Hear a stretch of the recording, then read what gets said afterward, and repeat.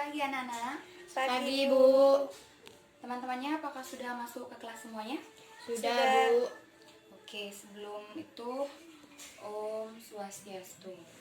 Om Swastiastu. Assalamualaikum warahmatullahi wabarakatuh. Waalaikumsalam warahmatullahi wabarakatuh. Salam sejahtera untuk kita semua. Oke. Sebelum kita mengawali pembelajaran pada pagi hari ini, alangkah baiknya kita awali dengan doa. Ketua kelas Azizah, tolong pimpin doa. Berdoa mulai. Berdoa selesai. Sebelum Ibu memulai pelajaran pada pagi hari ini, tolong cek di bawah kalian apakah ada sisa-sisa makanan, bekas sisa-sisa makanan kalian yang masih di bawah, tolong diambil. Jika ada, langsung dibawa keluar. Tidak ada, Bu. Tidak ada. Oke, untuk selanjutnya, sebelum Ibu memulai pembelajaran kita pada pagi hari ini, Ibu akan mengabsen kalian terlebih dahulu. Yang pertama itu Siti Nur Azizah. Mana Siti Nur Azizah? Ada, Bu. Oh iya. Yang kedua Siti Musfiro. Ada, Bu. Siti Musfiro ngapain itu? Ya, benerin duduknya.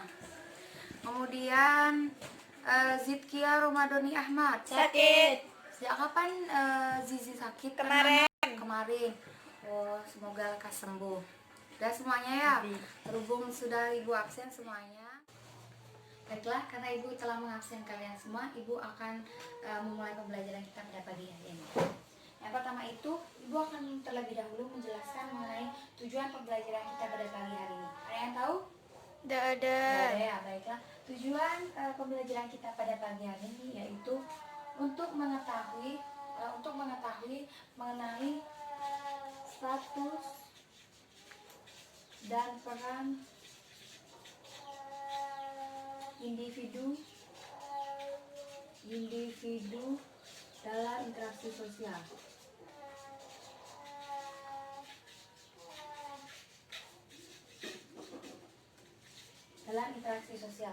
Jadi nanti, apakah dari kalian sudah ada yang paham atau mengetahui apa status dan peran individu dalam interaksi sosial? Belum tahu. Belum ya. Karena kalian belum tahu, Ibu akan memberikan orientasi terlebih dahulu.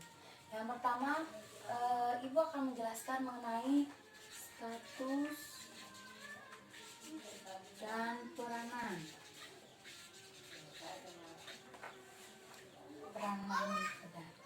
Kemudian status dan peranan sosial. Ibu akan terlebih dahulu memberikan orientasi dan memberikan pengetahuan dasar dulu mengenai status dan peranan. Jadi anak-anak semuanya perlu kita ketahui bahwa status dan peranan ini merupakan suatu unsur-unsur yang ada dalam struktur sosial. Keduanya ini memiliki peran yang sangat penting di dalam sistem sosial.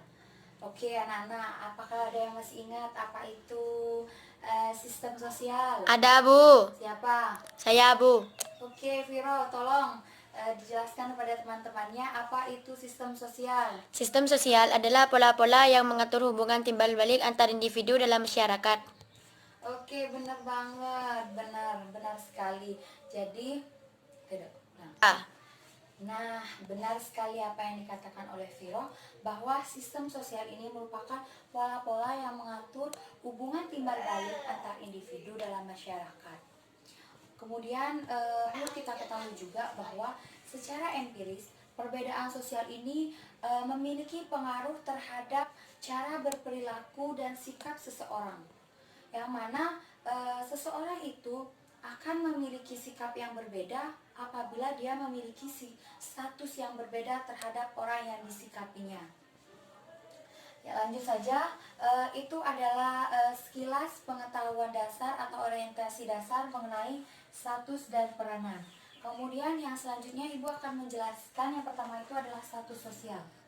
Kita awali dari pengertian status sosial, versi 3. Jadi anak-anak, yang pertama itu kita akan mempelajari yang selanjutnya itu kita awali dari pengertian status sosial sendiri. Apakah ada yang tahu apa itu pengertian status sosial? Tidak ada, Bu. Oh, tidak Tidak ada, karena kalian belum belajar kan. Jadi status sosial ini atau biasa kita sebut sebagai kedudukan, yang mana status sosial ini memiliki kedudukan tersendiri yang kedudukan sendiri atau posisi seseorang yang ada di masyarakat seperti itu. Kemudian status sosial ini juga berkaitan dengan posisi seseorang, hak-hak seseorang, bahkan berkaitan pula dengan kewajiban seseorang. Kemudian status sosial, kita awali dari pengertian status sosial, yang mana status sosial sendiri biasanya kita sebut sebagai kedudukan atau posisi seseorang di dalam masyarakat, seperti itu. Status kedudukan dan posisi. Ini adalah kata kunci dari pengertian status sosial. Yang pertama itu adalah kedudukan, yang kedua adalah posisi. Kedudukan atau posisi seseorang di masyarakat. Kemudian perlu kita ketahui juga bahwa kedudukan atau posisi seseorang ini juga bisa menyangkut lingkungan,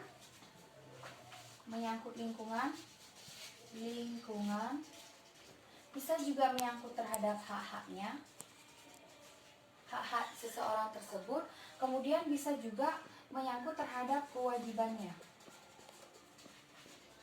Contohnya, Ibu kasih contoh misalnya, Pak Joko memiliki kedudukan sebagai kepala sekolah.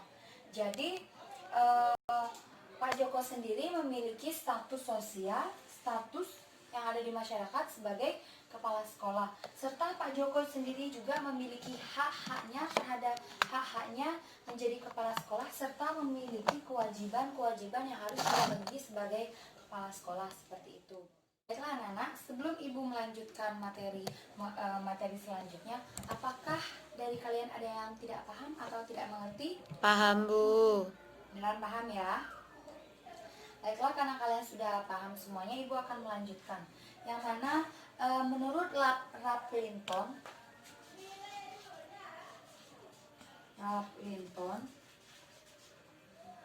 status sosial ini dibagi menjadi 3.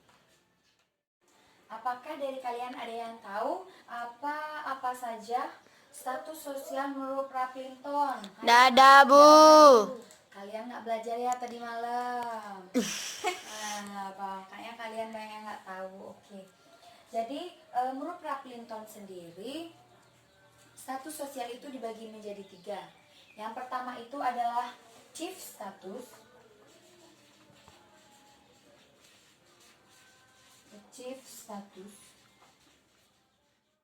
Yang kedua adalah assigned status.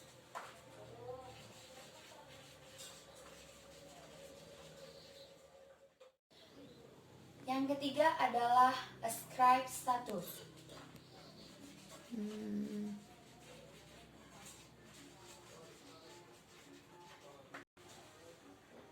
Ibu akan mulai menjelaskan dari achieve status. Jadi anak-anak, achieve status ini merupakan status sosial yang bersikap terbuka. Mengapa Ibu bisa katakan bahwa achieve status ini bersifat terbuka?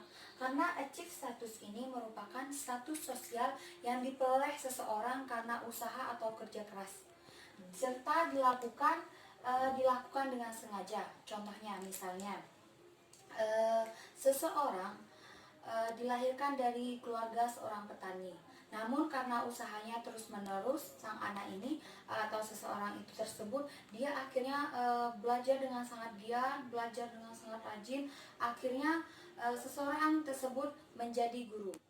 Dan yang kedua itu adalah assigned status.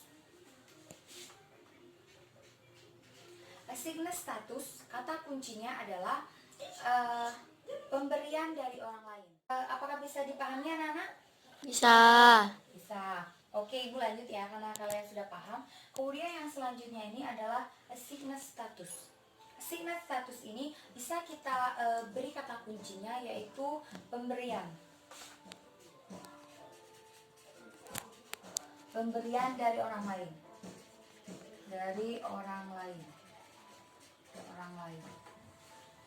Jadi Assigned status ini merupakan status sosial yang didapatkan seseorang karena pemberian dari orang lain. Contohnya misalnya adalah pahlawan. Pahlawan itu tidak bisa menamakan atau mencantumkan dirinya itu tersebut adalah pahlawan kecuali orang lain yang memberikan titel sebagai pahlawan. Kemudian, jadi yang selanjutnya ini adalah status sosial yang terakhir, yaitu status sosial yang mana status sosial ini tidak memandang seperti misalnya achieve status. Dia harus berusaha, dia harus rajin dan sebagainya agar dia bisa mendapatkan status sebagai guru. Kemudian yang selanjutnya itu assigned status atau pemberian dari orang lain.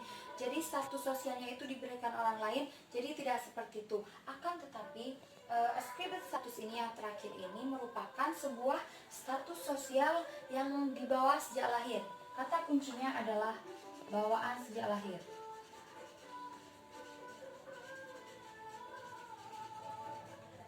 Contohnya itu misalnya contohnya adalah bangsawan.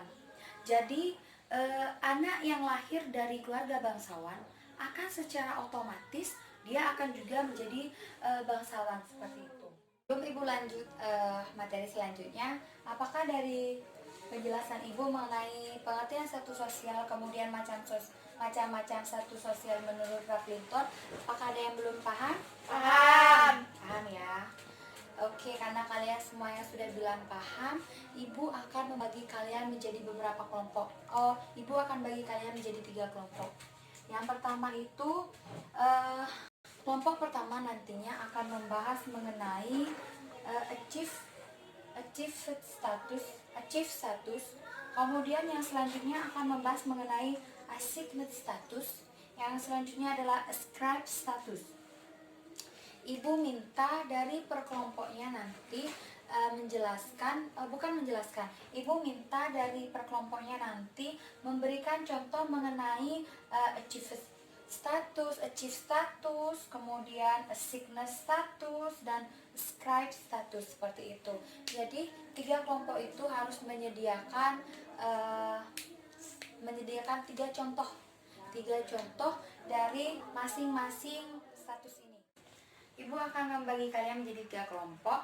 Jadi cara Ibu membaginya adalah Ibu akan hitung kalian menjadi 1, 2, 3 seperti itu. Jadi kelompok yang 1 nanti akan bergabung dengan yang 1, kelompok 2 akan bergabung dengan yang mendapatkan urutan angka 2, dan yang 3 akan mendapatkan urutan yang nomor 3, seperti itu. Harus bergabung semuanya. Ibu hitung dari sekarang. 1, 2, 3, 1, 2, 3, 1, 2, 3. Udah semuanya ya. Jadi kelompok 1 gabung kelompok 1. Mana kelompok 1? Angkat tangan. Saya, Bu. Yuk gabung sama kelompoknya. Kelompok 2 Saya, Bu. gabung sama kelompoknya. Sudah. Kelompok 3 Saya, Bu. gabung sama kelompok 3 ya. Ya. Ayo dirapikan semuanya, mejanya dibentuk lingkaran. Oke, dibentuk lingkaran. Sudah semuanya. Sudah. Ibu kasih alokasi waktu 15 menit. Sudah tahu kan apa yang Ibu suruh cari tadi kan? Sudah. Apakah sudah bisa dipahami anak-anak? Bisa. Baiklah, karena sudah bisa dipahami, Ibu kasih alokasi waktu kalian 15 menit. Bisa ya? Bisa. 15 menit dimulai dari sekarang. Ayo anak-anak, sudah mulai mengerjakan? Sudah. Aziza dapat kelompok berapa? Kelompok 1. Kelompok 1.